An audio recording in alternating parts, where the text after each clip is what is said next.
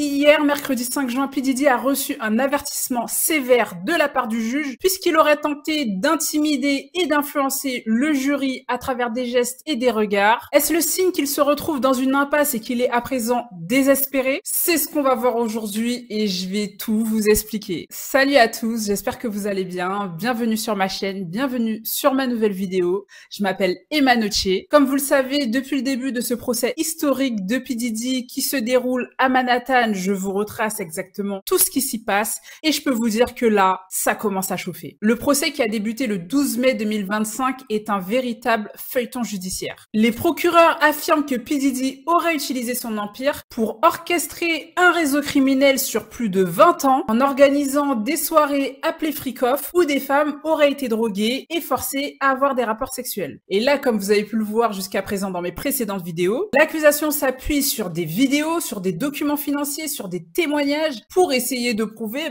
l'existence de ce système. La défense, elle, menée par de très grands avocats tels que Marc Anifilo, Tenny Geragos, soutient que tout était consensuel. Autrement dit, qu'il n'y a jamais eu de coercition et que toutes les personnes, y compris les femmes qui auraient participé à ces événements, étaient pleinement consentantes. Ils décrivent P. Diddy comme un homme vivant un style de vie échangiste, mais absolument pas criminel. On va revenir dans cette vidéo sur les derniers témoignages et un incident où P. Diddy a failli être expulsé de la salle d'audience. Alors déjà, les 3 et 4 juin, comme nouveau témoignage, on a eu celui de Brianna Bangola. Brianna Bangola, surnommée Bana, est une amie de Cassie et elle a livré un témoignage qui, est assez accablant. Faut savoir que c'est une styliste de mode et elle a pu côtoyer P. Diddy, notamment en 2016, où elle aurait vécu limite une tentative de meurtre. Elle explique en fait que suite à une soirée, elle était dans l'appartement de P. Diddy à Los Angeles et en fait elle dormait sur un lit avec sa petite amie. Selon elle, P. Diddy serait arrivé au petit matin dans la chambre en furie et il serait rentré en frappant et en criant dans la pièce. Il l'aurait traîné par surprise jusqu'au balcon et en fait il aurait commencé à lui toucher les seins. Et c'est là que c'est super choquant. Selon son témoignage, il l'aurait ensuite soulevé par les aisselles et il l'aurait suspendu par-dessus le balcon, par-dessus le vide pendant au moins 10 à 15 secondes. Il lui aurait hurlé à plusieurs reprises « Tu sais ce que tu as fait, bordel !» Brianna raconte que elle ne savait absolument pas de quoi P. Diddy parlait. Elle explique que suite à ça, elle l'aurait jeté contre les murs du balcon et qu'elle aurait gardé en fait des bleus et des ecchymoses plusieurs jours après. Elle a décrit cet épisode comme un épisode dans sa vie traumatique majeur. Elle explique que depuis, elle souffre en fait d'un syndrome post-traumatique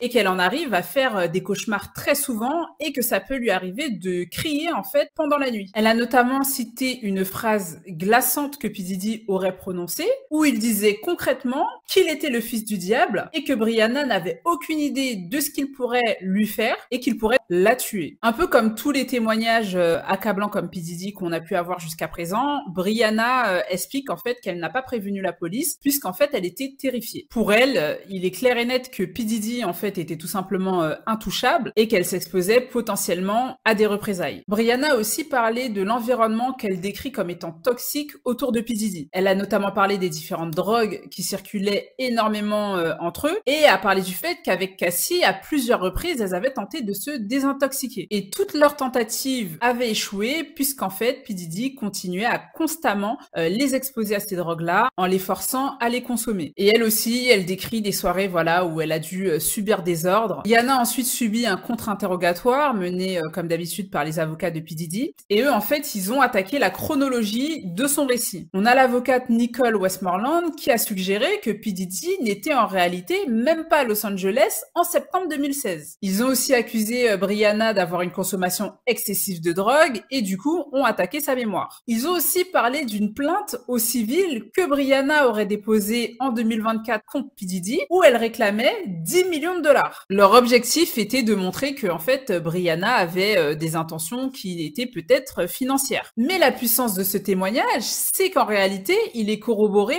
par des preuves SMS. On a pu retrouver notamment un SMS de Cassie qui date de 2016, qu'elle avait envoyé au chef de cabinet de P. Diddy, où elle mentionnait notamment le fait que P. Diddy avait suspendu quelqu'un sur le balcon. Voilà, les différents journalistes sur place ont qualifié ce témoignage de glaçant et ont confirmé qu'il renforçait l'image d'un P. Diddy intimidant et violent. On a ensuite eu le témoignage de l'ancien directeur financier de Bad Boy Records, Derek Ferguson. Faut savoir qu'il a travaillé pour P. Diddy sur 2 sentiers de 1998 à 2017. Et en fait, son témoignage en tant qu'ancien directeur financier était extrêmement crucial pour l'accusation, puisqu'en fait, leur objectif était de prouver que P. Diddy a bien utilisé son empire financier, estimé à plus de 700 millions de dollars, pour financer son activité dite criminelle. Voilà, son activité autour des freak-offs, de trafic sexuel, où en fait on force les femmes, comme je vous le disais tout à l'heure, à avoir des rapports pendant ces événements. Donc lui, ce Ferguson, il a expliqué en fait qu'il gérait absolument toutes les affaires financières de P. Diddy. Ça incluait à la fois la gestion de ses comptes bancaires, la gestion de ses propriétés, notamment son manoir de Los Angeles, mais aussi de ses cartes de crédit et même les personnels. Et en fait, les procureurs lui ont sorti toute une série de factures,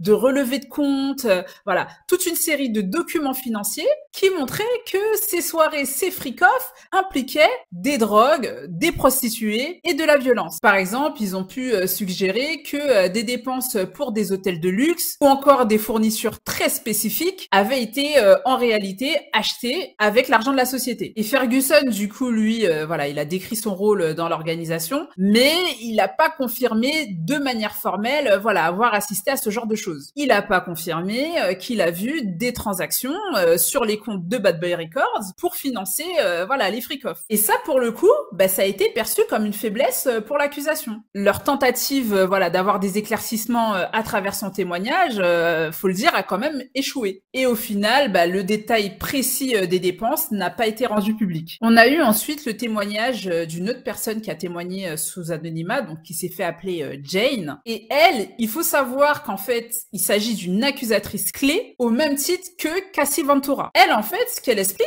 c'est qu'elle aurait été en relation avec P. Diddy de 2020 à 2024, donc bien après Cassie, mais qu'elle aurait vécu exactement les mêmes violences. Jane, elle nous explique en fait que son histoire d'amour avec P. Diddy a commencé extrêmement bien. Au début, c'était vraiment une romance glamour où P. Diddy l'emmenait dans des destinations de rêve. Elle a cité notamment les Bahamas et que voilà, P. Diddy l'emmenait dans des hôtels luxueux, lui offrait des cadeaux extrêmement coûteux. Mais elle explique que cette façade, en réalité, s'est très vite fissurée. Elle raconte des nuits d'hôtel où P. Diddy, en fait, l'aurait forcée à consommer des drogues extrêmement fortes qu'elle n'avait pas l'habitude de consommer. Et elle raconte que, sous l'emprise de ces drogues, elle aurait été forcée, elle aussi, à avoir des rapports sexuels avec des prostituées. Et en fait, comme Cassie, elle décrit des orgies qui duraient des heures et des heures. Elle parle de sessions qui duraient entre 12 et 15 heures. Elle explique qu'elle était contrainte à porter des talons hauts de stripteaseuse et donc d'avoir des rapports avec ses escortes hommes pendant que P. Diddy